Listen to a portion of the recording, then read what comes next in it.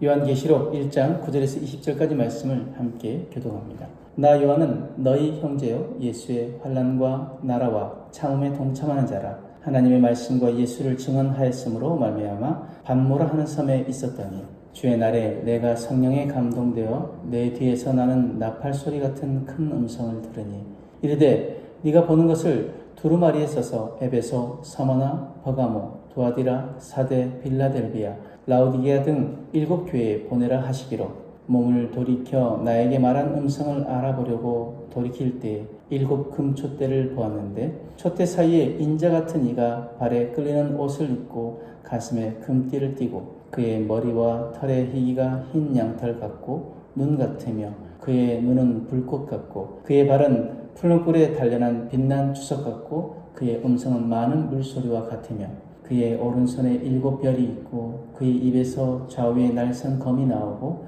그 얼굴은 해가 힘있게 비치는 것 같더라. 내가 볼 때 그의 발 앞에 엎드러져 죽은 자 같이 되매 그가 오른손을 내게 얹고 이르시되 두려워하지 말라. 나는 처음이요 마지막이니 곧 살아있는 자라. 내가 전에 죽었었노라. 볼지어다 이제 세세토록 살아있어 사망과 음부의 열쇠를 가졌노니 그러므로 네가 본 것과 지금 있는 일과 장차 될 일을 기록하라. 네가 본 것은 내 오른손의 7별의 비밀과 또 7 금촛대라. 7별은 7교회의 사자요 7 촛대는 7교회니라. 아멘. 우리는 때로 요한처럼 반모섬에 홀로 있는 것처럼 느낄 때가 있습니다. 뜻하지 않는 고난, 이해할 수 없는 상실, 버거운 현실이 우리를 외롭게 가둡니다. 그러나 바로 그 자리에서 주님은 요한에게 불꽃 같은 눈과 해처럼 빛나는 얼굴, 강하고 영광스러운 모습으로 나타나셨습니다. 오늘 우리는 말씀을 통해 고난의 한복판에서도 여전히 우리와 함께 하시는 영광의 주님을 만나길 원합니다. 먼저 9절의 11절 말씀에 요한은 예수님 말씀과 증언으로 말미암아 반모라 하는 섬에 있었습니다. 갇히고 쇠한 몸이었지만 그의 영은 성령 안에 깨어 있었습니다. 그는 주님의 음성을 들었고 그 음성은 마치 나팔 소리처럼 분명하고 강력했습니다. 성령께서는 요한에게 그리고 우리에게도 무엇을 보고 어떻게 전할지를 가르쳐 주십니다. 에스겔이나 다니엘처럼 유배의 땅에서 하나님의 환상을 본 것처럼 고난의 땅은 때로 하나님의 일하심을 보는 영적 통로가 됩니다. 예수님 말씀하십니다. 누가복음 10장 23절에 보는 눈이 복이 있도다. 그래서 성경을 통해 매일같이 우리에게 말씀하시는 그 주님의 음성을 열린 눈과 열린 귀로 보고 듣는 우리가 되길 소망합니다. 시편 119편 15절에 18절 말씀에 내가 주의 법도들을 작은 소리로 읊조리며 주의 길들에 주의하며 주의 율례들을 즐거워하며 주의 말씀을 잊지 아니하리이다. 주의 종을 후대하여 살게 하소서. 그리하시면 주의 말씀을 지키리이다. 내 눈을 열어서 주의 율법에서 놀라운 것을 보게 하소서. 아멘. 우리의 눈이 열리길 원합니다. 우리의 눈이 열려서 하나님의 말씀이 무엇인지를 온전히 깨닫고 그리고 그 가운데서 그 주님을 보기를 원하고 주님의 음성을 듣는 우리의 귀가 열리기를 원합니다. 12절 말씀에 요한은 예수님의 음성을 들었지만 곧바로 그분을 알아보지 못했습니다. 그래서 요한은 돌아보아 그 음성의 출처를 확인합니다. 이것은 말씀을 함부로 듣지 않으려는 신중함과 경건함의 태도입니다. 우리도 하나님의 뜻을 구할 때 겸손히 돌아보고 확실히 주님의 뜻인지 확인하는 지혜가 필요합니다. 신앙은 때때로 맹목적 확신보다 신중하고 겸손한 경청에서 그 신앙의 깊이가 더 깊어집니다. 요한처럼 우리도 말씀 앞에 늘 겸손하게 귀 기울여야 합니다. 그리고 말씀하신 것이 때론 내가 감당하기 어려운 것이라 할지라도 순종함으로 나아가야 합니다. 야고보서 1장 21절에 22절 말씀에 그러므로 모든 더러운 것과 넘치는 악을 내버리고 너희 영혼을 능히 구원할 바 마음에 심어진 말씀을 온유함으로 받으라. 너희는 말씀을 행하는 자가 되고 듣기만 하여 자신을 속이는 자가 되지 말라. 아멘. 우리가 말씀을 듣는 귀도 열려져야 하지만 그 말씀이 어떠한 말씀을 하시든지 때론 그 말씀이 내가 감당하기 어려운 말씀이라 할지라도 우리가 순종함으로 나아가고자 하는 결단이 우리에게 필요할 줄 믿습니다. 우리가 그렇게 말씀을 듣기만 하는 자가 아니라 말씀을 행하는 자들이 되어지길 원합니다.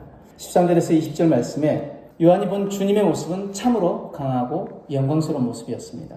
불꽃 같은 눈, 불에 단련된 주석 같은 발, 큰 물소리 같은 목소리, 오른손에 7별, 입에서 나오는 예리한 검, 해처럼 빛나는 얼굴, 이 모든 형상은 교회를 붙드시고 악을 심판하시며 성도에게 능력을 주시는 주님의 권세를 나타냅니다. 요한은 이 장엄한 모습을 보고 쓰러졌습니다.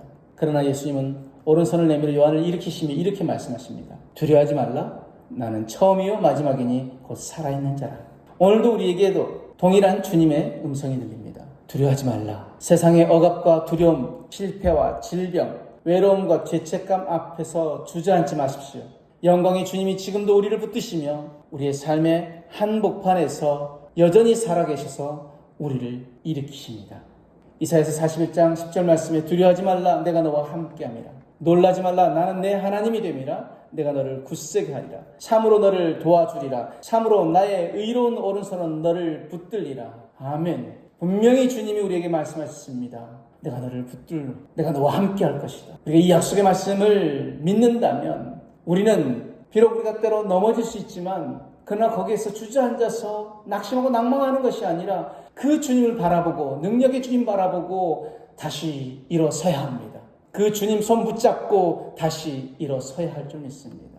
말씀의 결론으로 반모섬은 고난의 상징이지만 동시에 주님의 음성을 듣고 주님을 만나볼 수 있는 장소였습니다. 고통의 자리에서 주님을 바라본 사람만이 진짜 소망의 메시지를 전할 수 있습니다. 요한은 그 영광의 주님을 보고 다시 사명자로 일어섰습니다. 오늘 우리도 고난을 피하려고만 하지 말고 그 자리에서 주님 보게 해달라고 기도해야 될 줄 믿습니다. 그리하면 영광의 주님 우리에게 말씀하시고 우리를 다시 일으키실 것입니다. 그러므로 오늘 말씀 가지고 이렇게 결단하기 원합니다. 첫 번째, 매일 말씀 묵상함으로 주님의 영광을 보는 눈이 열리며 주님의 음성을 듣는 귀가 열리도록 기도하겠습니다. 두 번째, 말씀 앞에 겸손함으로 귀 기울이며 무엇을 말씀하시든지 아멘으로 순종하겠습니다. 마지막으로 고난 한가운데라도 여전히 살아 역사하시는 주님 붙잡고 두려움이 아니라 믿음 가지고 담대함으로 나아가겠습니다. 오늘도 이 결단이 우리 안에 있기를 원합니다. 영광의 주님이 우리를 붙드십니다. 오늘도 주님은 불꽃 같은 눈으로 우리를 살피시며 오른손으로 붙드시며 그 입의 말씀으로 우리를 세우시는 나의 주, 나의 하나님이십니다. 그 영광의 주님을 바라보는 자는 고난 속에서도 주저앉지 않습니다. 주님 붙잡고 다시 일어섭니다. 오늘도 그 주님 바라보며 두려움을 이기고 담대히 살아가는 저와 여러분들의 삶이 되어지길 주님으로 축복합니다. 아멘.